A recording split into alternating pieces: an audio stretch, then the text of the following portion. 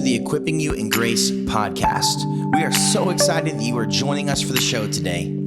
This podcast aims to explore a biblical life view in a conversational tone. Let's join our host and founder of Servants of Grace, Dave Jenkins, for today's episode. Thanks so much for listening.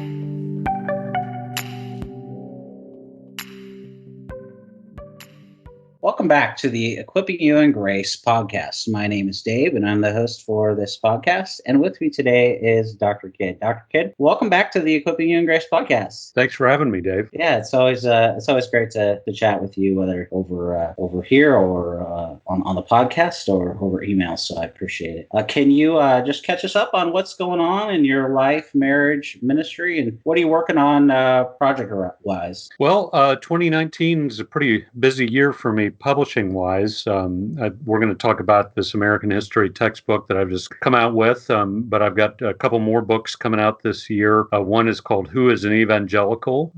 That's getting into the whole debate about what the word evangelical means and how it's been watered down and politicized in the past 30 or 40 years. And then I have an overview of American religious history that's coming out in November with Zondervan. That's just a broad overview of American religious history. My most recent project that I'm actively writing right now is a biography of Thomas Jefferson that is a conventional biography in a way, but it gives special attention to his religious beliefs and how his religious beliefs informed or did not inform his personal life, including his slave owning and those sorts of things. So I'm working on the early stages of that, and Lord willing, that'll be out maybe in 2021 or possibly 2022. So, but of course, I keep teaching at Baylor in the history department, and I've also recently taken on a visiting position at Midwestern Baptist Theological Seminary, where I'll be teaching some church history classes and working with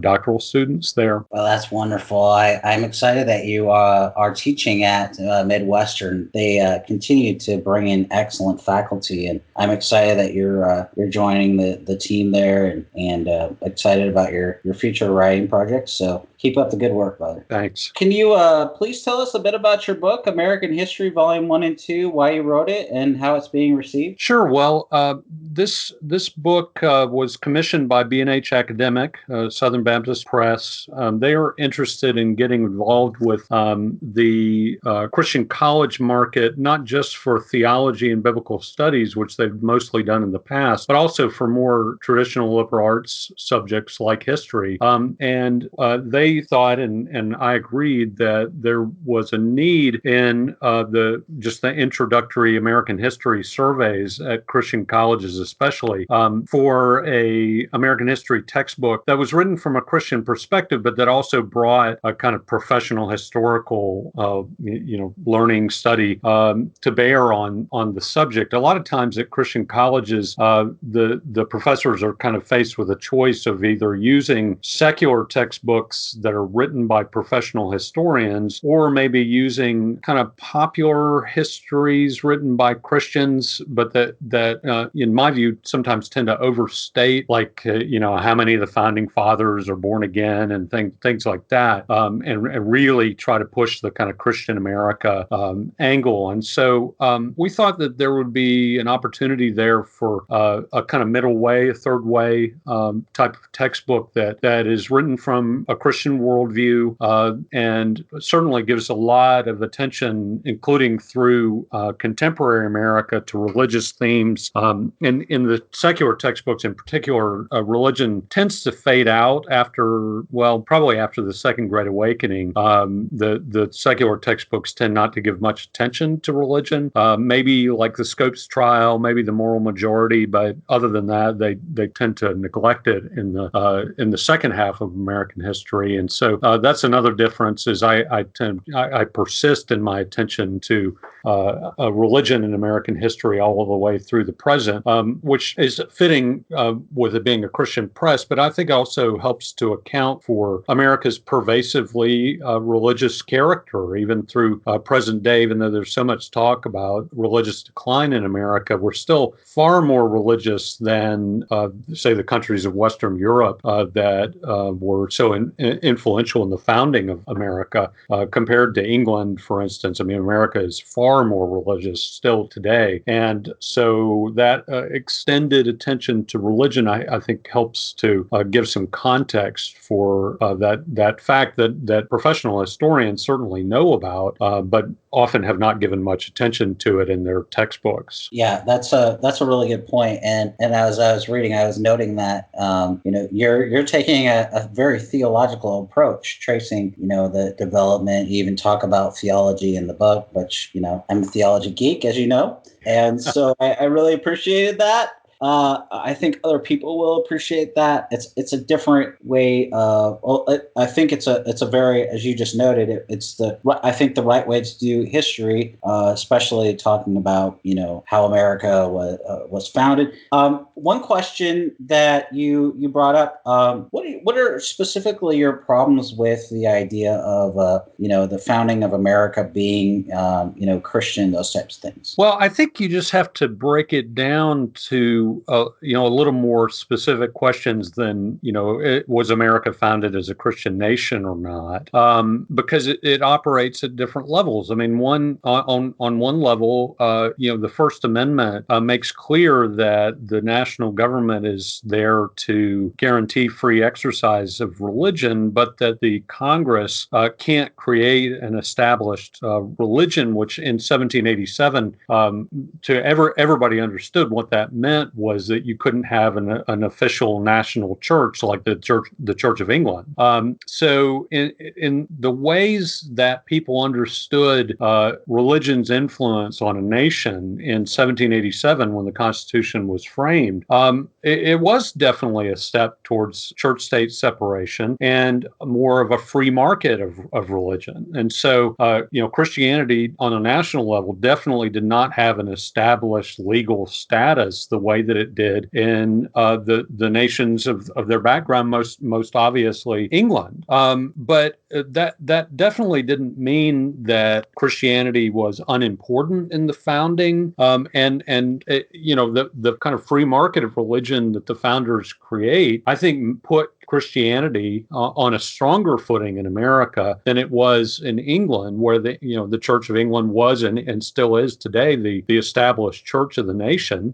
But when you compare the national histories of America and England, the freedom that we have with regard to religion has made Christianity in America, I think, overall more vital, more voluntary, more robust, certainly through present day than it is in England, where the Church of England plays a very marginal role for everyday people in England, where very high levels still comparatively of Americans at least claim to go to church on Sundays. And I think a lot of that has to do with the freedom of religion that we have in this kind of free market of religion that the founders gave us. So, I mean, you can see, and there's lots of other issues you could get into, about how many of the major founding fathers were traditional Orthodox Christians and so forth. But even that issue of church-state separation and declining to have an official national church, I think shows that the question of Christianity's official status is pretty clear that they were not going to have an official denomination, but still Christianity plays a major role in influencing the founders' ideas about government and virtue and morality and what the best kind of republic was. So those are some of my kind of problems is that you just have to be a little bit more nuanced than a lot of the discussions are in the kind of, what was America founded as a Christian nation or not?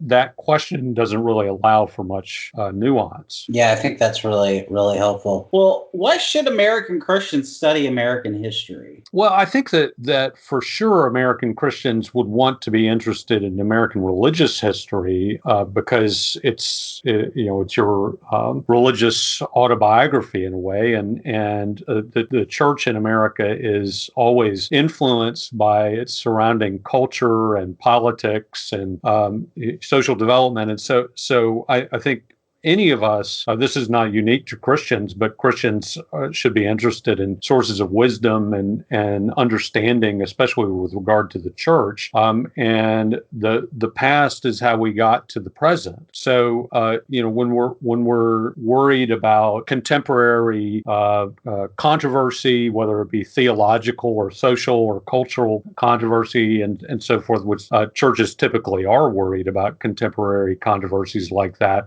we always gain more understanding into those issues by reference to the past. And so, for instance, if it's an issue like immigration and ethnic conflict and so forth, which is such a hot button issue today, it is just obviously useful and relevant to know that these issues about immigration have a very long history in America, that in, say, the 1850s, the 19-teens and 1920s, the immigration issue was as big of a political controversy, if not bigger, than it is today. And just that fact and looking at how it played out, I think is a storehouse of wisdom for all people, including Christians, to understand how we got to where we are today. Yeah, I think that's really helpful. We got to avoid, as C.S. Lewis said, chronological snobbery, and we got to study history, our history, so that we don't repeat the mistakes of the past. Mm-hmm. Where would you say was a major turning point in our history as Americans that pointed people away from Christianity, and why? Well, I think that there's a lot of places that you could look, and I think that there's things that happened in the Civil War about our inability as a nation to come to some kind of common understanding about slavery and morality was a really jarring experience for many American Christians. But I think one of the reasons that I think we need some nuance about the American founding period is that already by the time of the founding, there are major skeptical publications coming out that are hostile towards traditional Christianity. One of the most obvious ones is Tom Paine's book, The Age of Reason, that comes out in the 1790s, and it is a vicious attack on traditional Christianity and on the Bible itself. And Paine, of course, had been the author of Common Sense in 1776, which is the most important political pamphlet of the American Revolution. And so Paine was a very prominent writer. And The Age of Reason is a best-selling book in the 1790s, so not long after independence and the founding of the new nation. And it is, in its way, as rabid an assault on traditional Christianity and the Bible as anything you would find today. And so if we think about the time of the founding as some kind of pristine, almost naive time of common acceptance of Christian belief and that sort of thing, it's not true. There were very public skeptics at the time, Paine being the most notorious. And it's not as if he was just out there on a limb by himself. I mean, that book sold thousands and thousands of copies, and it was one of the best-selling books of the 1790s for sure in America. And so there was an active audience for anti-Christian, anti-Bible writing almost at the very beginning of the new nation. I think that when you look at what happened in the 20th century with a growing role for atheism and sexual license and I think cultural degradation starting in the 1960s, all those things are true, that those were problems in turning us away from traditional faith as a culture. But this is another area where when you look at the past and see how early those kinds of voices appeared in American history, you start realizing that some of the challenges that we're facing culturally today are not exactly brand new. Yeah, if I'm remembering this right, and it's been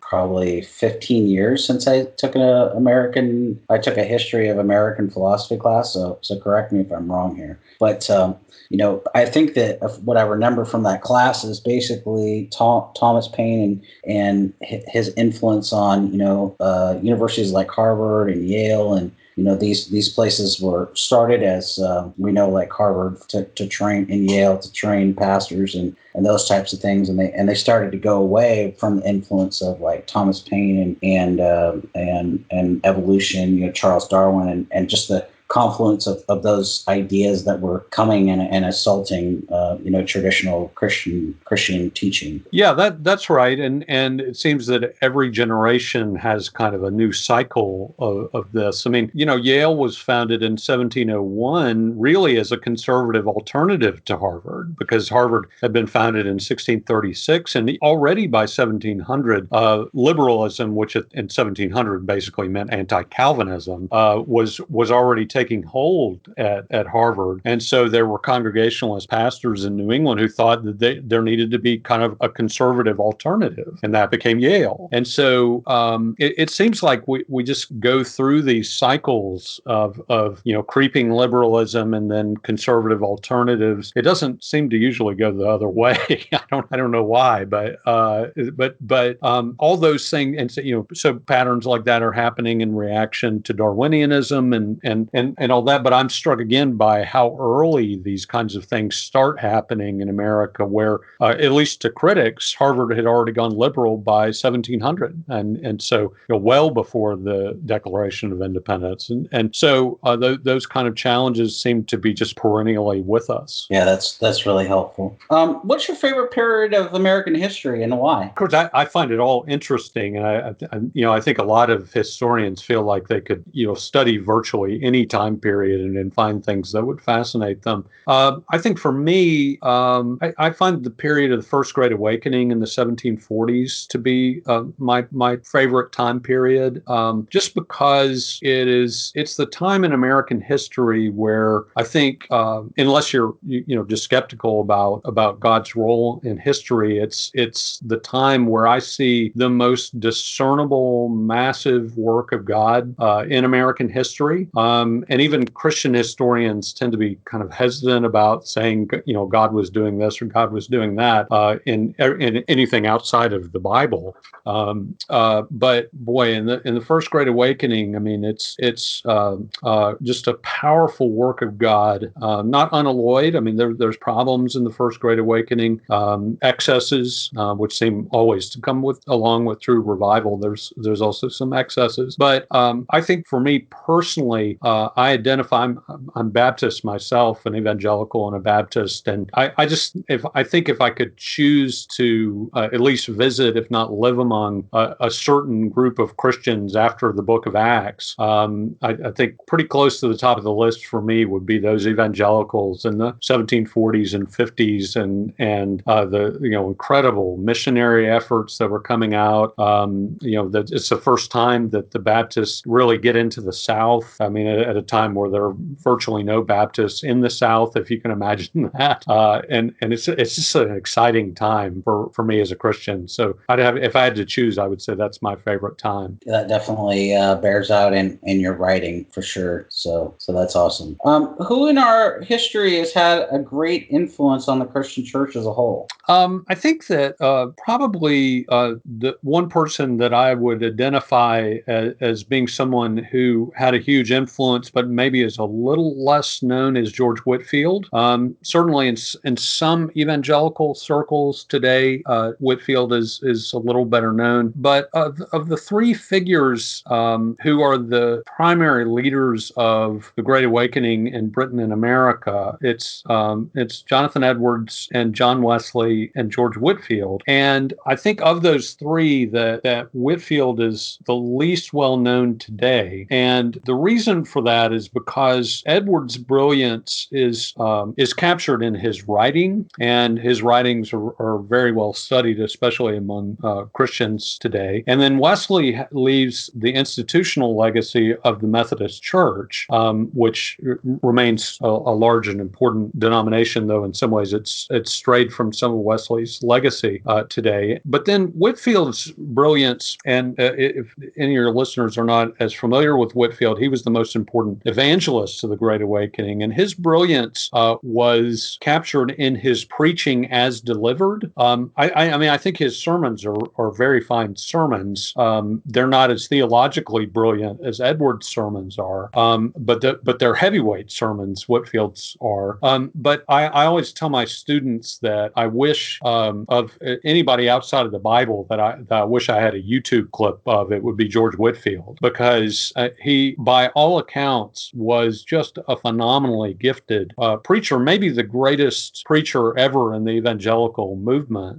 But his sermons as delivered are lost to history. We just don't, all we have is testimonies of people of what it was like to be there, including very famous testimonies by Ben Franklin in his autobiography, who was just stunned by the power of Whitfield's preaching, even though Franklin never accepted Christ for himself. And so that I think Whitefield is a character who sets the pattern for British and American and in his way global evangelicalism in the appeal to people to be born again, in incredibly hard work, passionate preaching, rigorous biblicism in his preaching, and he sets a pattern for thousands of preachers that, whether they know it or not, have come in his wake. And so I think that's why I would want people to know more about Whitefield than many people and many Christians do today. And that's a very good answer. And I would just encourage people to check out your work on Whitefield if they want to learn more. It's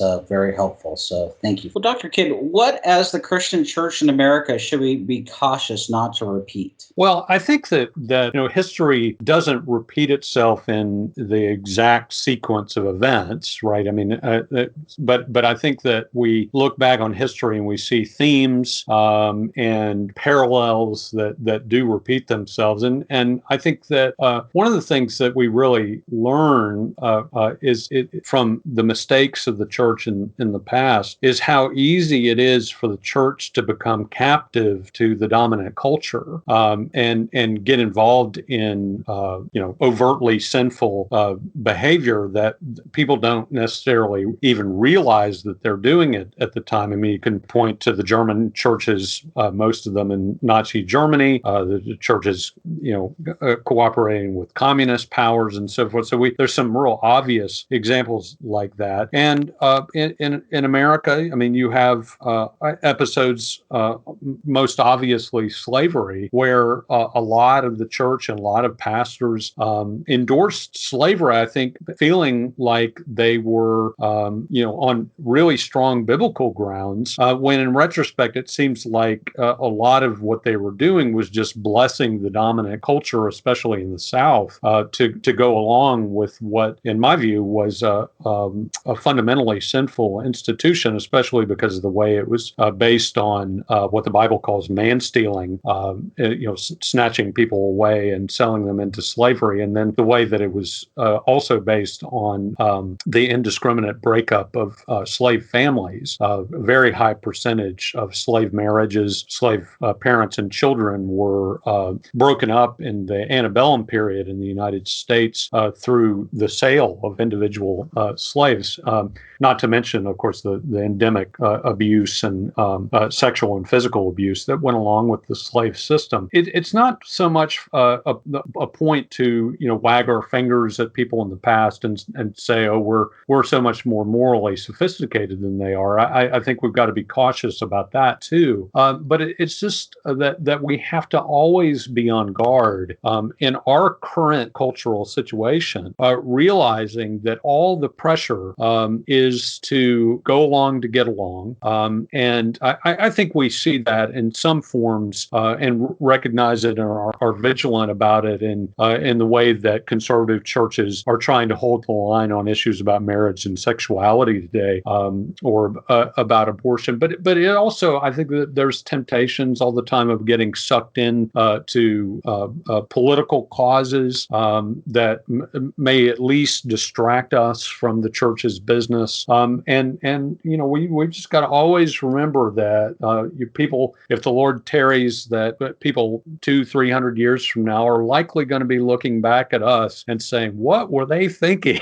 about, and and we may just not even be able to see it. What some of our worst offenses are, because sin tends to not only drag us into things we shouldn't be doing, but it blinds us. Our own sin nature blinds us to what our sin is. So I'm generally just struck by that danger of always being at risk of accommodating the culture in ways that turn out to be sinful. Yeah, that's a really good answer. Well, we've kind of been talking about this question, so I don't know if there's anything else that you want to add to this, but in case you do, here's the question. If you don't, that's okay. What do most people misunderstand about the founding of our country? Well, I think it does go back to my previous answer that we tend to have this kind of polarized view of the only options about the founding are that it was totally Christian or it was totally secular. And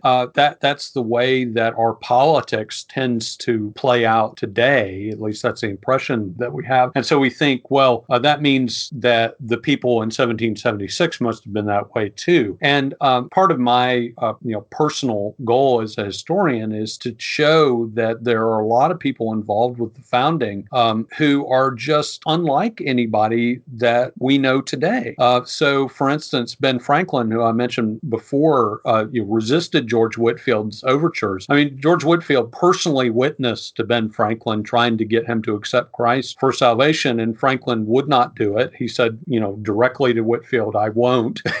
So they were having that discussion in just amazing ways. And so you'd think, oh, well, so Franklin, and he called himself a deist in his autobiography, so he must have been secular. And that's what our present-minded attitude towards the founding says. And I don't see any useful way to talk about Franklin being a secular person, mostly because he grew up in a Puritan family in Boston, and he had so much of the King James Bible memorized, and he knew it like the back of his hand, and could quote it from memory, and was constantly citing the Bible in his writings, and he deeply respected the Bible and its teachings. But on critical points, he had gone heterodox, especially about the divinity of Christ, and so that's one of the reasons why he wouldn't accept Christ the way that Whitefield wanted him to, is because Franklin doubted whether Jesus really was the Son of God. But if we think, oh, he's a deist, therefore he's maybe like one of the new atheists today or something like that, he's not like that at all. He knows the Bible backwards and forwards. He knows the Bible better than a lot of evangelical Christians do today. And so he becomes this, when you see what he's really like, he's a very deeply biblically literate deist, right? So I think we just tend to put the founding and the founders into these binaries that make sense to us today, but they do not make sense in 1776. Yeah, that's really helpful. Well, here we come to a pretty controversial question, and I think it is a controversial question, and for a lot of reasons. But I'm really curious about your answer to this one.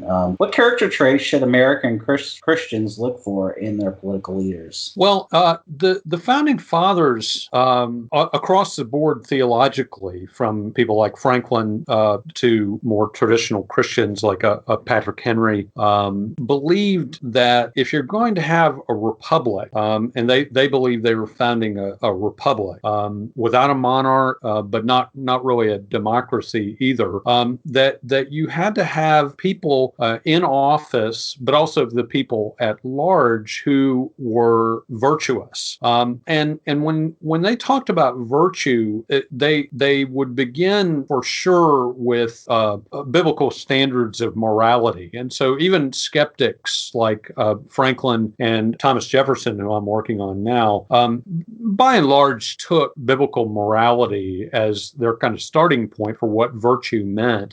Because, I mean, they wouldn't have known what other feasible source is there for defining what morality is. And they tended, people like Jefferson and Franklin tended to think that what you really want to do is focus on Jesus's ethical teachings, but set aside the idea of him being the Son of God. So even the skeptics at the time sort of widely agreed that biblical traditional Christian morality was what you would want in political leaders. And they especially believed that anything that had to do with public dealings, such as honesty, such as financial integrity, and these sorts of things that are going to touch on the way that this person operates in office, that you definitely would want to gravitate towards that type of candidate. And so one of the greatest advantages that the early founders had with the Declaration of Independence and the framing of the Constitution is that they knew, in particular with the framing of the Constitution, that if they created the presidency, that George Washington would be the first president. I mean, that was just taken as a given, and indeed he was unanimously elected by the Electoral College in his two elections. And the reason why they thought that Washington was the right choice was not only because he had lots of successful leadership experience in the Continental Army, but they all, to a man, would have cited his virtuous character, that he is honest, a man of just total integrity, and tries to do right by others in all of his dealings, that he lives out the golden rule, as it were. And so I think that those are really good guidelines, obviously, for us today. I think that we tend often to gravitate towards people who can be who have a compelling public personality in very different ways. You know, both Barack Obama and Donald Trump, to their base, have this really compelling, appealing, even entertaining kind of public persona. And I can certainly understand gravitating towards those things better than someone who's just boring. But I think the founders would say that if given the choice between someone who has a long track record of virtuous behavior and then someone who was what they would call a demagogue, who had that kind of way of stirring up their constituency emotionally and through appeals to passion, that you definitely want to head in the direction of the person of consistent long-term virtue and integrity. Yeah, that's really good. So as Christians, what we should look for is this person a person of integrity? Do they hold to values that we could support? I think I tend to think of it as it's sort of half of what you want. I mean, you want them to be all the way a person of integrity, but that's about half of what we're looking for, and that part of it I think tends to be relatively nonpartisan. I mean, I think we can all agree, I assume, that you don't want somebody like Richard Nixon in office who destroyed his presidency through his lack of integrity. I mean, that to me should be a relatively nonpartisan issue. And then the other half of what you're looking for is agreement on policy issues. And presumably there's not going to be any candidate who is going to perfectly reflect the kind of character you want or the kind of policies that you want. But I think in recent years we've tended to look only at policy agreement, and we forget about the relatively nonpartisan part about what is their personal what's their personal characteristics, what's the nature of their family life, and those sorts of things. Yeah, definitely, I agree. To what degree did Christian theology shape or not shape the founding of America? I think that that theology and more generally Christian morality, ideas about Christian morality, really profoundly shaped the founding. In particular, the value that they attached to the need for virtue in a republic, as I said before, and then also their understanding that people are not naturally good. That was very widely understood among the founders, and it comes out in some really foundational texts in the 1770s and and 80s. I think particularly of Federalist 51, which is likely written by Madison, James Madison, and he talks about what he's talking about the nature of government and why you have checks and balances in government. And he says, you have to pit the interests of government one against the other. So the different branches of the government, one against the other, and then the different levels of federal, state, and even local governments against one another. Because you have to assume that they will try to take all the power and abuse the people governed if they have the opportunity to do that. Office holders will do that. And Madison says along the way, he says, what is government itself but one of the greatest commentaries on human nature?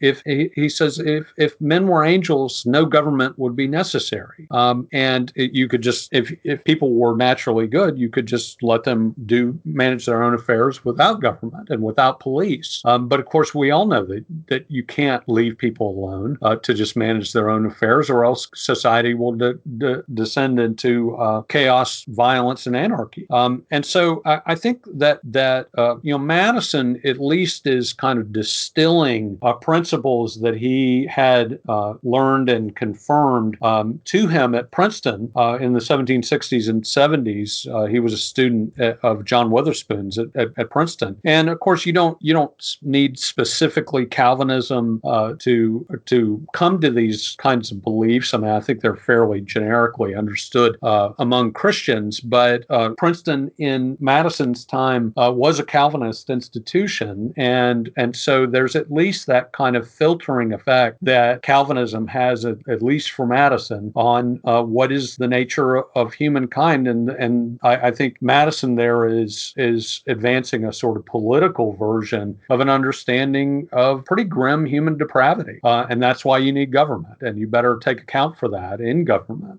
And so it's not. Sometimes the more sort of Christian America writers will try to say, oh, look, here's a Bible verse that they use to set up the Constitution or something like that. I think most of that kind of thing is a stretch. But when you talk about the level of worldview and assumptions about morality and assumptions about human nature, that's where the influence of the Bible and Christian theology comes in pretty strongly with the founders. I think that's a fantastic, very helpful answer.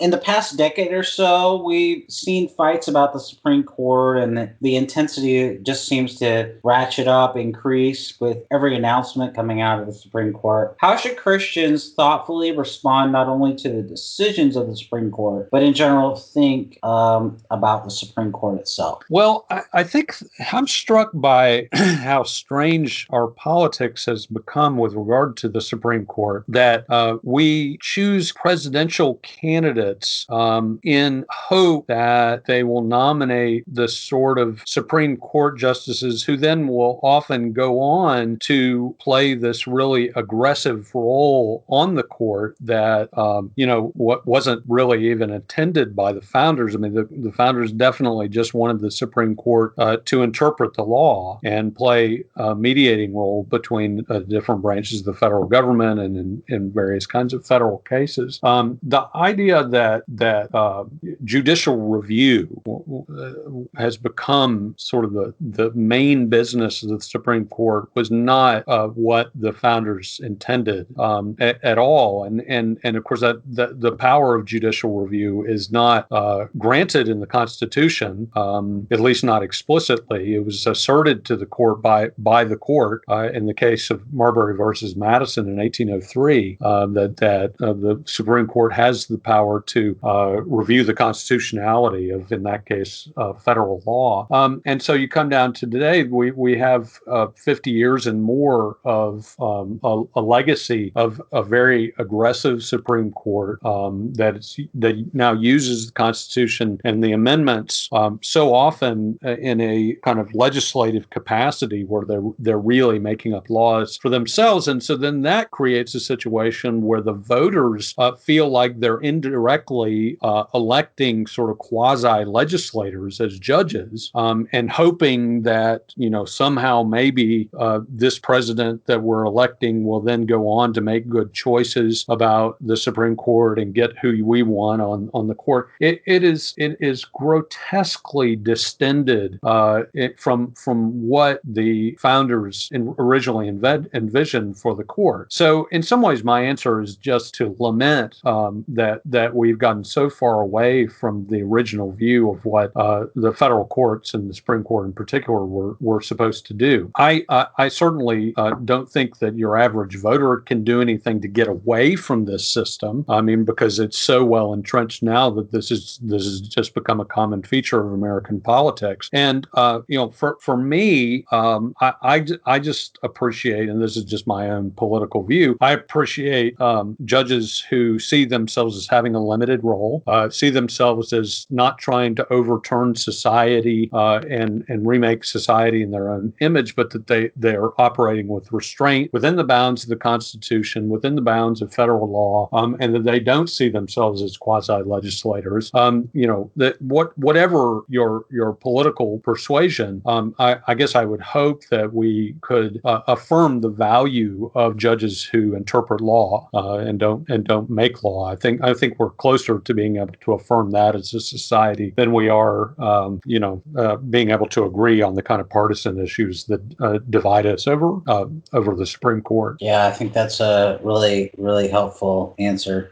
There's, Dr. Kidd, there's a lot that we haven't talked about this topic, and just as we wrap up, do you have a few takeaways for our listeners? Well, I do. I would recommend that Christians listening try to be conversant with their own history, especially religious history, because if we don't do that, I think we get into this sort of pretty immature attitude about that nothing especially interesting or significant has happened in between me and Jesus, the time of Jesus. I mean, it's as if we're just kind of making things up as we go along, and it's not true. It's not biblical. I mean, we are exhorted to pay attention to the cloud of witnesses, and that is obviously begins with the Bible.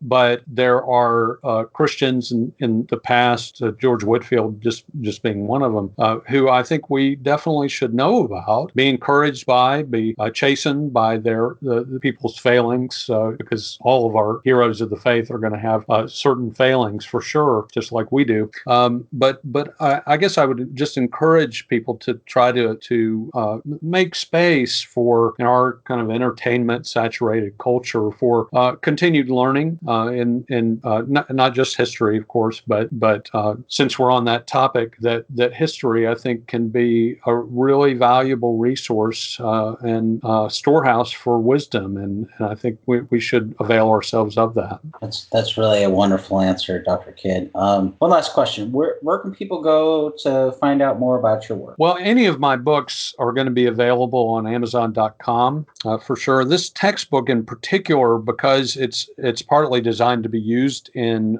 courses, probably most obviously in college courses, but I think it would also possibly work in a kind of AP US History level course. And if you're a teacher listening to this, you can request an exam copy of the book at bhacademic.com. Where could people also find you on like social media and those kinds of things? Yeah, I'm on Twitter and on Facebook and on Instagram. At all those, I'm at Thomas S. Kidd. Wonderful, Dr. Kidd. Well, I want to say thank you for your time today. I appreciate your thoughtful answers. You definitely have given us a lot to think about, and I appreciate that and your work. So may Christ richly bless you, brother. Thank you, Dave.